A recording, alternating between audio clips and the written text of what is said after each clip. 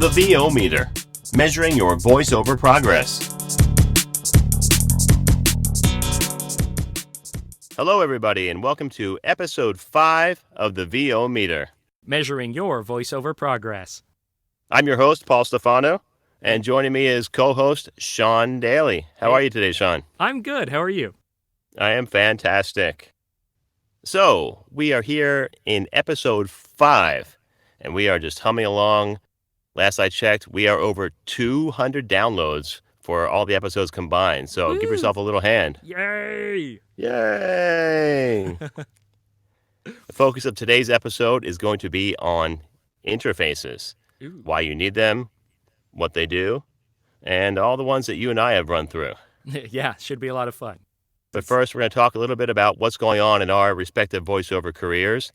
So, Sean, what's going on in your little corner of the voiceover world? Well, the last couple of weeks have been quiet. I've just been doing auditions. I was out of town for a week, house sitting and pet sitting for my brother, so nothing really exciting there. But other than that, it's like just my usual stable of clients and doing projects for them. What about you, Paul? Same thing. Some repeat clients.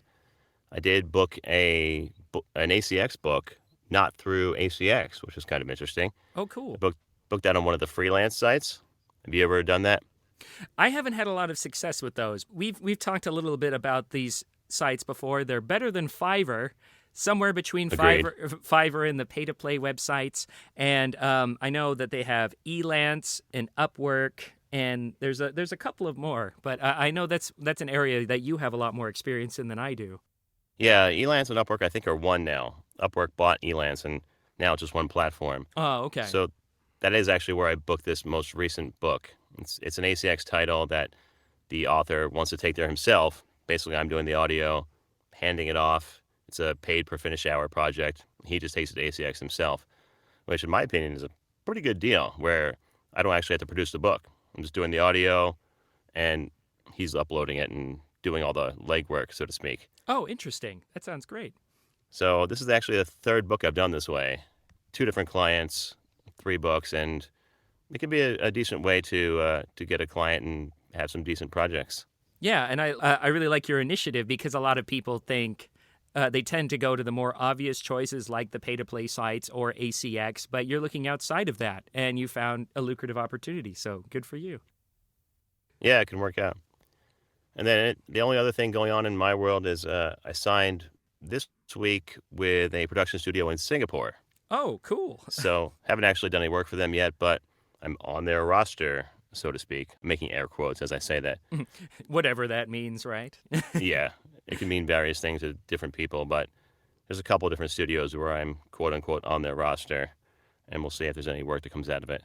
It's certainly the first step and the hardest, but I mean, it's no guarantee of work, which is why we're given a bit of the attitude right now. Yeah, because especially when you're new, you get that email and say, yes, I made it. I'm on their roster. And then you twiddle your thumbs, sometimes for days, sometimes for months. So it's a topic we actually want to talk about in a future episode, but we'll save it for that. But anyways, I understand you had a bit of a pretty cool VO-related trip recently. Why don't you tell us about that? Yeah, over the weekend, I went up to New York City. New York City? Crossed the Mason-Dixon line, way yonder up there in Manhattan, for the VO Cafe Holiday Extravaganza. That is another podcast, which you obviously should listen to. We're big fans, or at least I am. Oh, yeah. How about you? So I enjoy the VO Cafe. It's head up by Terry Daniel, and he works closely with Trish Bassani, and I hope I said that right. Bassani, that's right. Trish Bassani and Peter Bishop, who's actually a New York-based British talent and a great guy. He's given us a lot of advice on gear and even on how to run a good podcast. So if you're listening, Peter, thanks a lot. Yeah, indeed. So I met Peter, affectionately known as Bish, and Trish, and Terry, and let's see, Jordan Reynolds is another frequent contributor and host. Sean Caldwell, and Matt Calrick is on there as well, but he was not at the party. But I did get to meet all the other participants of the VO Cafe, and that was pretty cool. And then a multitude of other VO friends, as we call them. Let's see, Peter O'Connell was there, Philip Banks, Lee Gordon, Will Watt, who was a blast to hang out with. And yeah, just so many people, so much fun. But what we want to talk about is how to approach that sort of event where it wasn't really a trade show. There wasn't any classes going on. It was really just a party. But Absolutely, even yeah. in that sort of event, you can still accomplish some things for your career, don't you think? Mm-hmm. And I went to a similar event in October. This famous audio engineer in the voiceover community named Roy Yokelson, or Uncle Roy. Oh, yeah, Uncle Roy was there this weekend, too. Oh, cool. Yeah, because he's over in Jersey, so that wouldn't be too far for him. But anyways, he's got this annual voiceover barbecue. And as Paul was saying, these things they're not a convention. They're not a trade show. They still fall under a networking event, but it's far more relaxed. It's far more laid back. People might actually frown on you if you try to be too salesy before they get to know you. So my advice would be to just be yourself. Don't look to make clients. Look to make friends and make relationships that way. Yeah, that's great advice. I would add, though, that it's still good to have a game plan. So I didn't go there looking to sell anything. I think I only handed out maybe 2 business cards the whole time. But I did have a definitive list of people that I wanted to meet. And because I wanted to get to know these people, and some I actually knew off through Facebook or other social media, but hadn't met in person. But I sort of went at it like in a trade show where I went down the list, a mental list. I wasn't carrying a legal pad or anything, but I said I wanted to meet Philip. I wanted to meet Lee. I wanted to meet Liz and Esnera.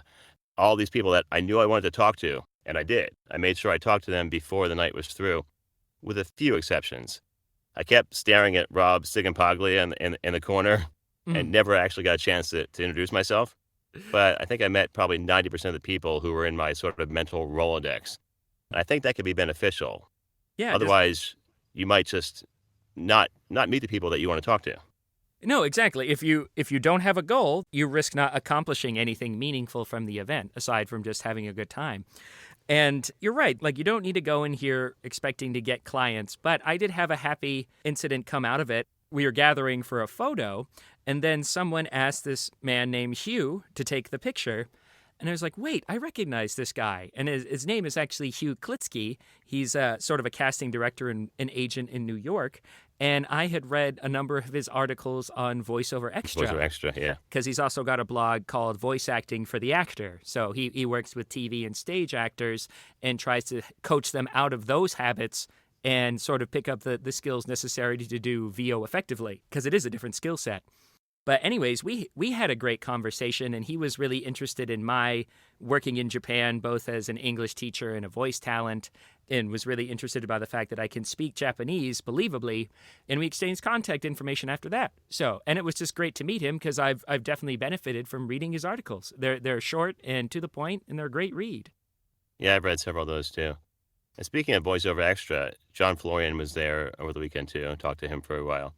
And I wanted to mention that he actually added the VO Meter to the VoiceOver Extra list of resources. So I want to thank John for doing that. And if you've come to us from that link on VoiceOver Extra, be sure to thank John because that's a really cool thing. Yeah, he's constantly looking for new resources to offer the VO community. I told him that it was very flattering and humbling, or flumbling, as I have just invented, to be included on that site because I've been referencing it for almost 4 years now, and it has been a huge resource for me in my career. So thank you, John. Thank you, VO Extra. Thank you, Hugh. And thank you to all the other contributors who have written articles for that website. It's an amazing resource, and it's free. I agree. So there's a myriad of events out there, both actual organized trade shows and just social events.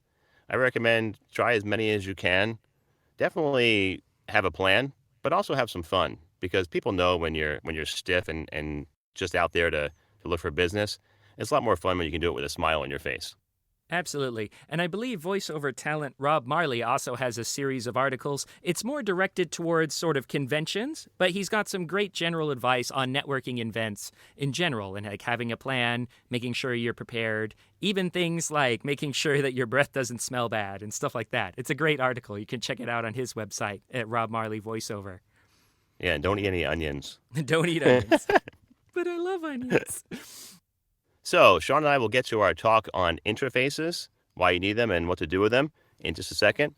But first, we're going to go to this episode's VO Meter Schtick, featuring Pennsylvania voice talent, Ken Foster.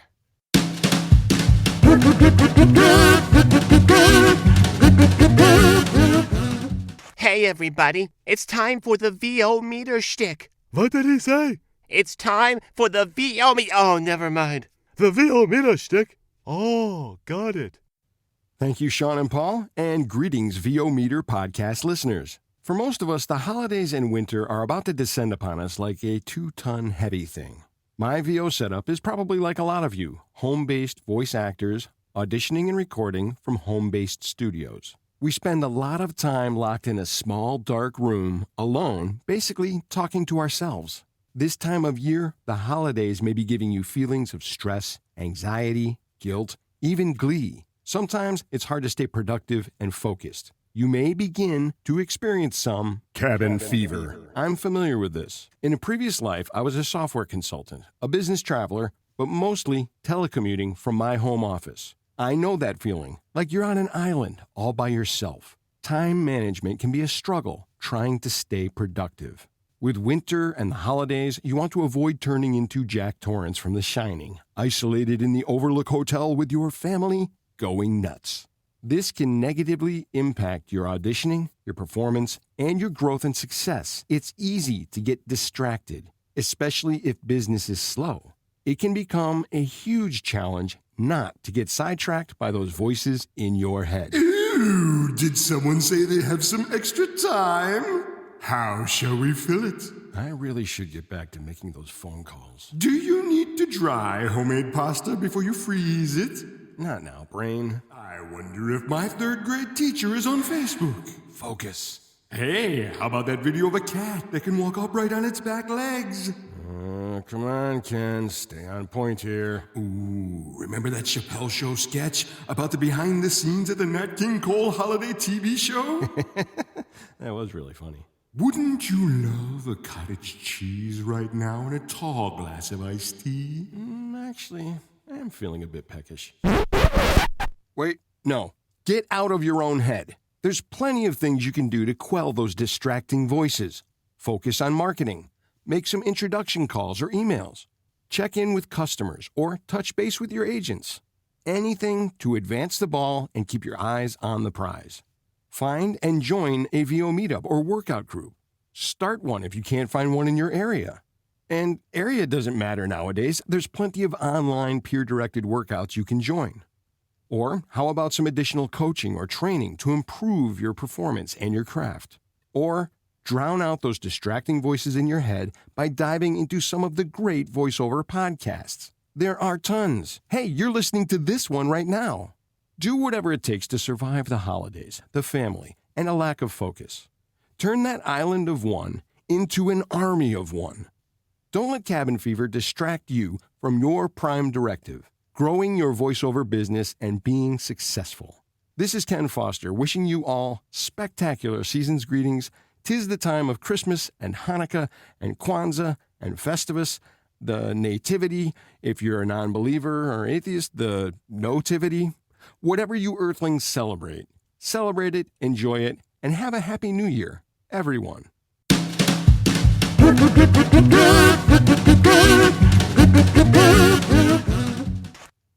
So once again, that was Ken Foster, our guest for this week's VO Meter Schtick. Thank you very much, Ken. That was some great advice. I know I have to pull myself away from the internet plenty of times when I'm trying to get to be more productive in my own business.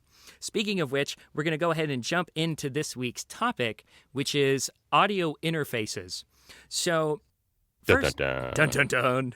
I'll admit, when I first got started with audio recording, this was sort of the first mystifying piece of equipment that I didn't understand and I didn't want to use. But they're really not that complicated. So going back to that, what is an audio interface? An audio interface is a box, a piece of equipment that allows your analog gear, and this could be a microphone or an instrument like an electric guitar or bass, to communicate and interact with your computer. Why is that good? Because if they can't talk to each other, then you can't record. And if you can't record, then you can't be a voice talent. So, using an audio interface. So once you have your studio space set up, what you will do is you will take your mic on its mic stand. You will insert an XLR cable into the back of your mic. You will insert the other end of that cable into the input of your audio interface. And then on the back of the interface, you will have either a USB, Firewire, or now even Thunderbolt cable that you will connect into your computer. And then once you've set up all of your audio routing preferences in your system preferences and in your recording software, then you are off to the races. So if that sounded... Which of those connections is the fastest, by the way? I really don't know. Well, the majority of the interfaces that are on the market today are actually USB 2 because it's stable, it's fast enough that you can have low enough latency. And honestly, latency isn't something that we need to worry about too much because we're not live monitoring our sound unless we're doing a podcast? Unless we're doing a podcast or unless you're doing a live directed session. So certain terms like latency, they're not that important for us yet. Yeah, I'll have you know, by the way, VO friends, I suffer for you so much that I'm hearing myself in a 2-second delay while we do the podcast, and I'm going insane, but I do it all for you. I know, I'm lucky. I don't have that issue on this end. So, but thank you, Paul. We appreciate it. We just need to figure out the best ways to do that. We're working on it. We're working on it. Every day is a journey. But so going back to interfaces, before we had talked about USB microphones and why you might want to use them, why you might not. So a USB microphone has 3 components in it. It has the microphone, the analog digital converter, and a preamp. While it's convenient to have all of these things in the same device, because it's pretty much just plug and play, where you suffer is in the digital conversion and in the sound quality. That's why it's more beneficial to even have an inexpensive XLR microphone and an audio interface. And these boxes can be quite complex or very simplistic. Let's talk about one of the more basic models, say the Focusrite Scarlett Solo. Now, you see a lot of these one-channel interfaces out these days that have a one-channel mic input, so you can plug one mic into them. They will have a phantom power option, so you can send phantom power to your microphone, which you will need if you're using a condenser mic. And then they have a USB out on the back, and then maybe some speaker outs to plug in some additional monitoring speakers and a headphone jack, and that's it. And then maybe a couple of knobs for adjusting your volume for your headphones and for the mic. Now, when you get into some more expensive options, like say the Audient ID22 or the Apollo Twin Solo, these are about $600 units.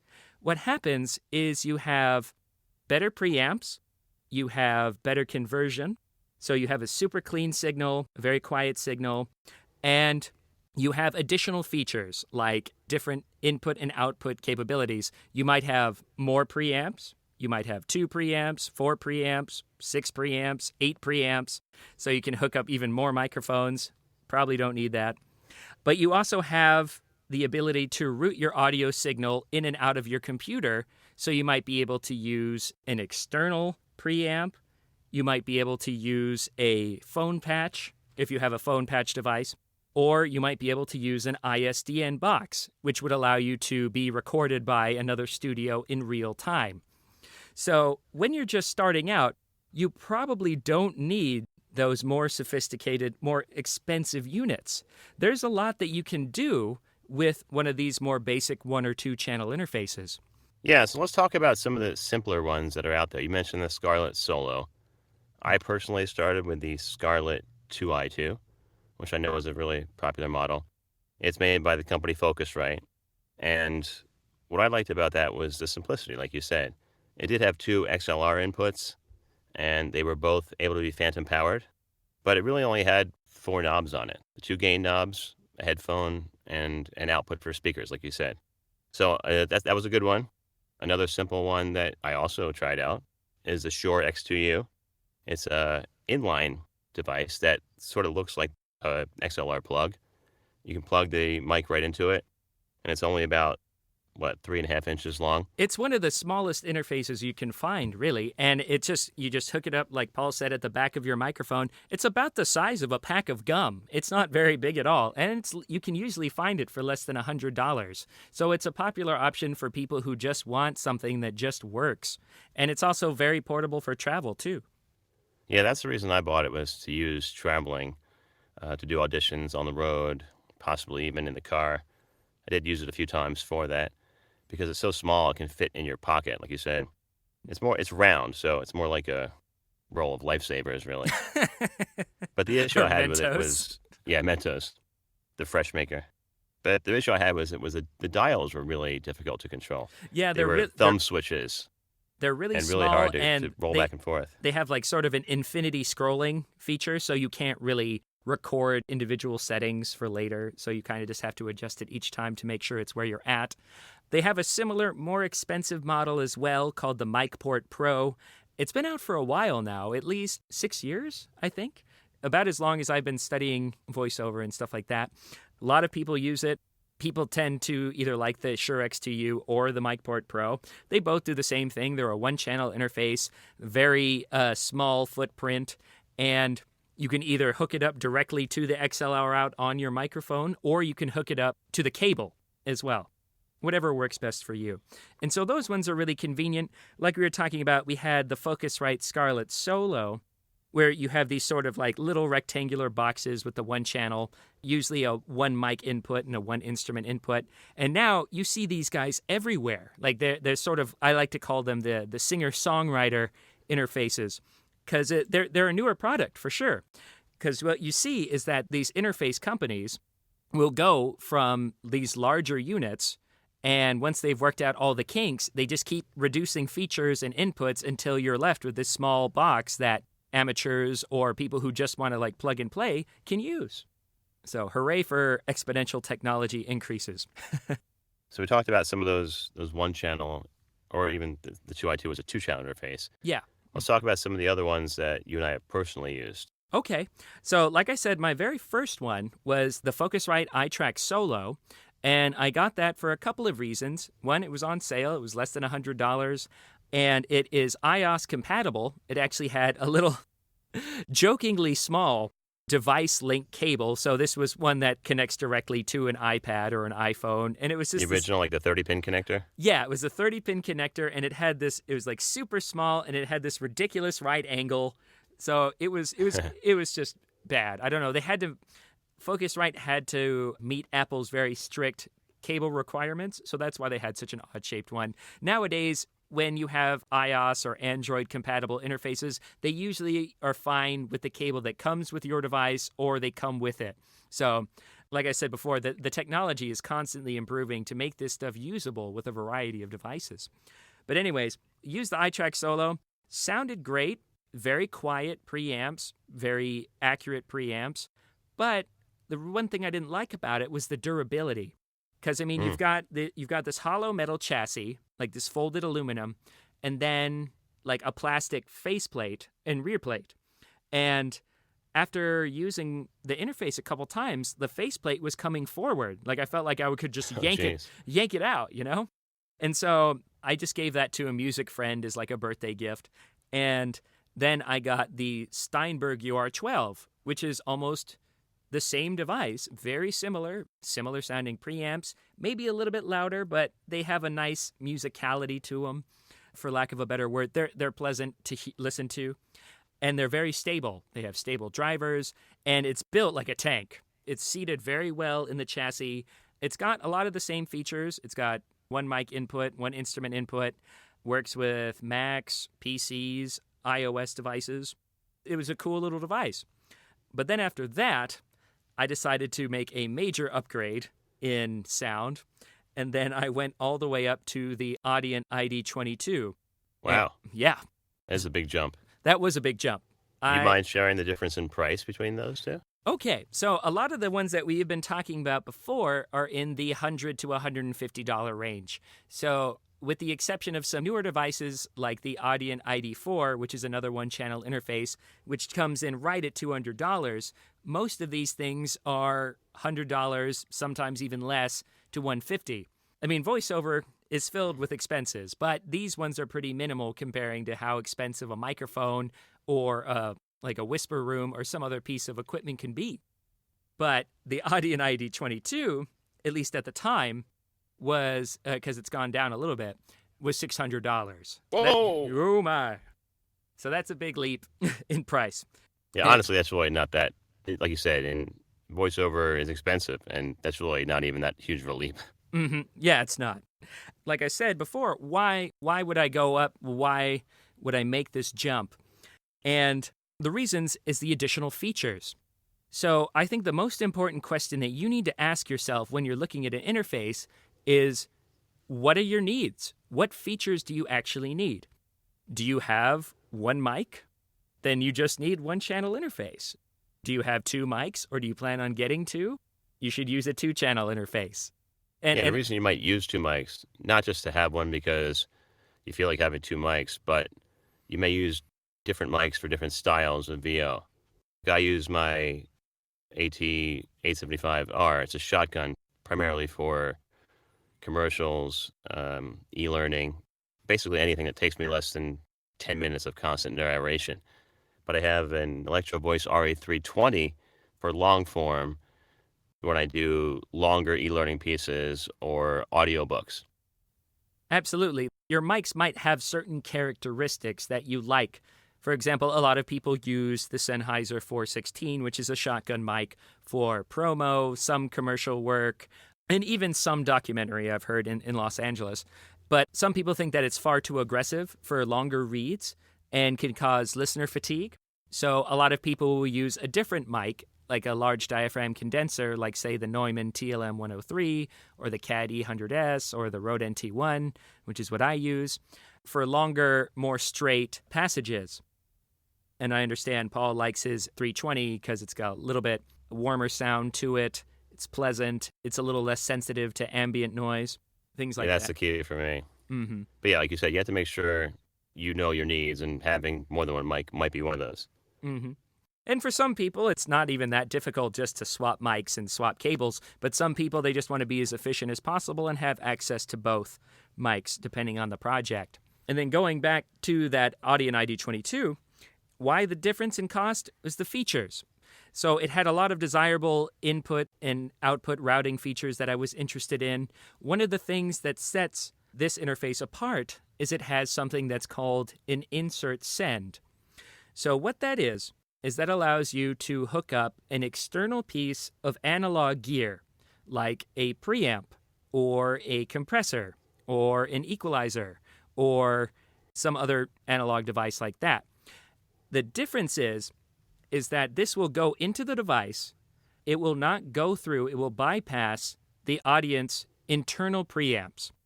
One of the confusing things about talking about audio interfaces and talking about analog gear is that you'll hear people say interface and preamp almost interchangeably, and it can be confusing. The reason is most interfaces have their own preamp inside of it because these companies that make audio interfaces were making analog gear beforehand. So that's the technology grew out of the analog gear. So usually your interface will come with its own set of preamps. Some people might be happy with those preamps. Some people might not. So they might want a different character preamp. Now the problem is with a lot of those less expensive interfaces, there is no way to bypass the internal preamps. So that signal will be affected by the audio interface. That could be a pleasing effect, or it might be an unpleasant one. That's the issue. You would want to find something that you could plug into your device and have sort of an unfiltered signal. Yeah, but again, that might be something you need, but maybe not. I think we can safely say it's not something you need at the beginning of your career. Probably not, yeah. But there's a lot of established voiceover talent that have an interface with a built-in preamp and are perfectly happy with it. Mm-hmm. And this may be something you need, it might not be, because I feel like there are two schools of thought. There are people who have been doing voiceover for a very long time. They're seeking a very specific sound. They may or may not be audio engineers as well. And they're looking for a specific sound. There are a number of preamps that are often recommended for voiceover, like the Avalon 737 or the Avalon M5, the Martin Sound MS-10, the Universal Audio Twinfinity 710. Preamps like this are often mentioned with the same mics over and over again. Problem is, a lot of these things cost $1,500, $2,000, $2,700, and that's just one link in your chain. And then they're hooking that up to a $600, $700 audio interface, and they're using a $1,000 to $3,200 mic. So, as you can see, the cost can go up exponentially. And you have to ask yourself, is that additional cost a worthy return on your investment? Are you getting that much of an edge with this particular equipment, or can you sort of strip down and have a perfectly usable, perfectly competitive sound without all that extra gear? And I would say for most of our audience, the answer is probably no. Absolutely. We're probably looking for what we call a prosumer grade device, where it has great built-in preamps as well as the interface, and that's all you're going to have. You're going to plug your mic into that, plug the interface in the computer, and you'll be done. Absolutely. And funny story about that. So I did have the Audient ID22 for a while. It was like my first big step up in quality, and I did notice a big difference. It was great. And it's very encouraging when that happens, when you do have a noticeable upgrade. But unfortunately, after a few months, I had a bit of a funny story. The unit got wet because there was a storm at my house and the ceiling leaked and the unit got wet and it went kerfluffle. Yikes. Yeah, it was an unhappy time. But so I didn't want any downtime, but I couldn't afford to replace it. So I got the Audient at that time had just come out with a stripped down version, the Audient ID14. It had the great preamps and conversion of the ID22, but it didn't have some of the additional routing features. And then I was like, I wasn't using any of those. So it wasn't like, because I wasn't using any external gear and I didn't have an ISDN box. So I was like, wow, maybe I should have just waited for this to come out. So that was a little expensive mistake, but I mean, it was a happy one because you're like, wow, I really didn't need it. And it has such a smaller footprint and it's portable. You can use it as a travel solution and it just sounds great. I've never had any complaints. And just sort of as an experiment, Audient came out with an even smaller one, their version of the one-channel interface called the ID4. And honestly, I haven't noticed a difference in quality. Between those three units, which go from $200 with the ID4, $300 for the ID14, although I've been really impressed with some of the great deals I saw during Cyber Week. Some people were selling theirs for $200 or $250, and if you can find it for that price, get it. And then the ID22, which is gone from about $600 to $500. Sometimes you can find them for $450 or so on eBay. But honestly, I was like, yeah, I don't need any of these additional features. I just need a good preamp and good conversion. Yeah, for our longtime fans, of which I know there are many, we recorded the whole Mavo episode 3, on the ID4 live at the trade show floor. Yeah, and I also used it for my little review of the Carry On vocal booth, and I thought it sounded great. It's really nice. So other than that, figure out what your budget is. If you can't spend $600 on an interface, then don't. There are definitely less expensive alternatives. So once I found my interface, I got the Audient ID14. I used that for a while. I'm really happy. And then I saw the video for the Yamaha AGO3. This one's an interesting device. What is it? About $125? It's a one-channel interface / USB mixer. And what's attractive about this unit is it has a lot of what's called DSP, or digital signal processing. So if you're an audio engineer or if you like to produce your own stuff, you can play with equalization and compression and some other settings, and then you can actually save those into that device for later. So for its price, between the $100 to $150, it sounds just as good as the competition, as like the Focusrite or the Steinberg stuff. Actually, Yamaha and Steinberg work together. They use the same preamps. So you're getting good quality with that. And then it had all that additional routing features. We're using it for the podcast right now for its loopback feature, which allows me to record Paul remotely. And it's super simple. You just switch a button, and then you can record someone from anywhere else in the world. Although we still haven't figured out how to turn off that whole headphone feedback for Paul. Right. And the reason you would want that feature, aside from doing a podcast, is if you're being remotely directed by a client or a production house, where with some other interfaces, you may have to run another cord or use another interface to get that magic to happen. This creates basically a mix minus out of the box with just a flip of a switch, where you can play back for the client what you just recorded, and they won't hear themselves looping back behind it. It's really a great feature to have for those who are just starting out and may not understand the routing. Or honestly, for those who have been doing this for a while, like me, and still don't understand the routing. Yeah, it's a really elegant solution to a very specific problem. One that you might not even have. It allows you to record both ends of the conversation and play back. That's the unique aspect of it, is actually being able to go to an earlier place on the track and then play it back for someone on the other end. Because occasionally during a Skype or a phone patch, they will ask to hear a track played back. And you can do this with other software, with other solutions like IPDTL or Source Connect, or it's essentially what an ISDN box does as well, but at a much lower price point and with far fewer cables and headaches. Yeah. And there's actually another model, the big brother, so to speak, of that series. It's called the Yamaha AG06. So the AG03 is a single channel.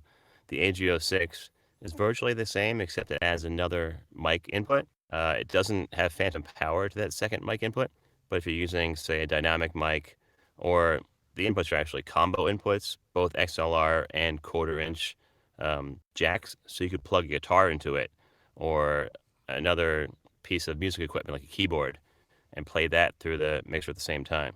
Now, again, voiceover artists wouldn't necessarily use this, but I'm using the AG06 right now on my end of the podcast, again, because I have those two mics. My second mic is a dynamic mic that doesn't need phantom power, so that's why I'm able to get away with having the two inputs with only one phantom power. Really? It doesn't work? It doesn't turn it on for both channels? No, it does not. I found that out the hard way, actually. Oh, no. I didn't know that at first. I was trying to power a condenser with the second channel and didn't know why it wasn't working.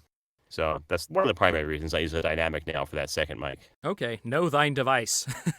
Yeah, again, it goes back to knowing what features you need and which features you're going to use, or at least what you think you might use in the future. And you know your preferences. So we've talked to some of our friends, and some people, for example, me, Paul, our friend Mike, who's been on the VO Meter Schtick, we're gearheads, unabashedly so. We like experimenting and trying out new gear that we can afford, hopefully. But then another friend of ours, a lovely lady named Heather, she just wants to know that her equipment is going to work. So she bought the best that she could afford, and then she was done. She was done looking. So you know yourself best. If you just want a good sounding preamp, one or two channels, something from Focusrite, Steinberg, or Audient in the one channel or two channel category, you'll be fine. Yeah, and I can't stress enough, know your needs, because you may buy something you may not end up using. Like Sean was saying, or in my case, I actually just recently bought an ID14 and was completely overwhelmed by all the features. In addition, one of the reasons I bought it was because I was having a technical difficulty with my Yamaha AG03. It turned out it was just a user error on my end. So I bought the ID14. Yes, it did sound great. But like Sean was saying, I wasn't using any of the features in that at all. And in fact, it was confusing me so much that it was getting in the way of the work. So you want to make sure you have equipment that actually helps you do the work. If you're spending all your time adjusting features and turning knobs, and troubleshooting, it's going to screw with your performance. Mm-hmm. That's why we're at this beautiful time where the technology has really caught up and you can get by with less. With spending less, with less inputs, with all of it. So it's really a good time to get into voiceover. Indeed. So we were talking about that. Figure out what features you need. And honestly, you can get by with one of these one or two channel interfaces, maybe for your entire career. You might never need to upgrade. But if you're like me, you might get frustrated after a while and you might try to fool around with something and hope that the next piece of gear will improve your sound. You might ask yourself when to upgrade. Well, like we said before, if your equipment is not meeting your needs, for example, if you need to be able to communicate with clients via Skype or phone patch and your interface doesn't allow you to do that, you might need something with more I/O, with more input-output capabilities. If you're not happy with how it sounds, you might want to try the preamps from a different company. I'm currently looking at this one interface from SPL, which is a German company, called the Creon, which is supposed to have very... Of course you are. Of course I am. Keep in mind, I don't need it, and I probably won't buy it, but I am looking. Because you never know when you're going to find a good deal on eBay, right? Yeah, I'm still keeping my eyes open for an Apogee Duet. Well, I think that's old technology, honestly. And I know people have used it for a long time, and they've been happy with them. But recently, with some of the Mac OS upgrades, because keep in mind, Apogees only work with Macs. Well, actually, the 2. I'm talking about the Duet 2. I believe that works with both platforms. They might have changed it, but for a while, Apogee was only Mac, and the recent OS upgrades, they weren't compatible. So here you have a product that is incompatible with the one product it's supposed to be compatible with. So I could be mistaken, but I'm pretty sure the Duet 2 is compatible all the way up to El Capitan, last I checked, and also Windows. So what is it about that unit that's interesting to you? Well, I'm constantly chasing an easier way to route audio back to clients and or my podcast host. Mm-hmm. So that was the initial reason I got the AGO3, so I could play the loop back to clients. And actually, the way I first used it was with my coach. So if you're in a coaching session and you're doing it remotely and you want your coach to hear your performance, it's a great feature for that, too. Yeah, or if you want to listen back on your own coaching sessions, I've done that as well. It's very easy. That's true. But the feature about the Apogee Duet is it has an internal loopback feature as well. There's really only a few prosumer-grade interfaces that have that feature. The Audient is one, not the 4, but the 14 to 22, the AGO3. There's 3 or 4 Focusrites that do that feature, and the Apogee Duet is one of the only other ones I'm aware of. Mm-hmm. I believe you can do it. I'm talking about like under the $400, $500 range. Because there's like this big gap. It's like most of those things are in that $100 to $200 category, and then you have some in the $250 to $500, but mostly it's like just additional inputs. Like you're just kind of tacking on I/O. And then it's not until you get to the $500, $600, $700 category that you really get those additional routing features, and then you have a step up in preamps and digital conversion and stuff like that. Right. And I believe you can do like the SPL it's a monitor controller, so you can route a lot of stuff like that too, similar to the ID22. But since I'm such an Audient fanboy, I just wanted a different flavor and try something new, And it had certain things like, for example, a high-pass filter at 70 hertz. So a high-pass filter is something that takes out all of the low frequencies in a recording that are far outside the scope of the human voice. So like rumbling from equipment or things outside that you don't want that muddy up a track. Well, that's a good point. A lot of these companies we're talking about do have a built-in high-pass filter. And you do have to be careful because in some cases it's a little high. I think the audience are actually 80, aren't they? No, those are at 100 hertz, which a lot 100. So a lot of Audient users, that's one of their big tips is that it's not at a desirable frequency. It's a little bit too low. Too high, don't you think? Or I'm saying it's affecting things that's beyond what they want. Yeah. Right, because certain voices, mine included, when they're deep, will have voice power between 50 and 100. Definitely 100. And in some cases, mine's actually one where I have some power in my voice around 50. And a high-pass filter at 70 will cut out some of those frequencies that are actually desirable for my voice. Yeah, so you'll get a thinner sound. It'll lose richness or fullness. So that's why I was looking at the Creon, is that it had a desirable 70 hertz high-pass filter. And then it was just laid out very logically, and it's got all these cool buttons, of course, because who doesn't like buttons? But it just seemed like a step up, and it did have some useful features that could help me out.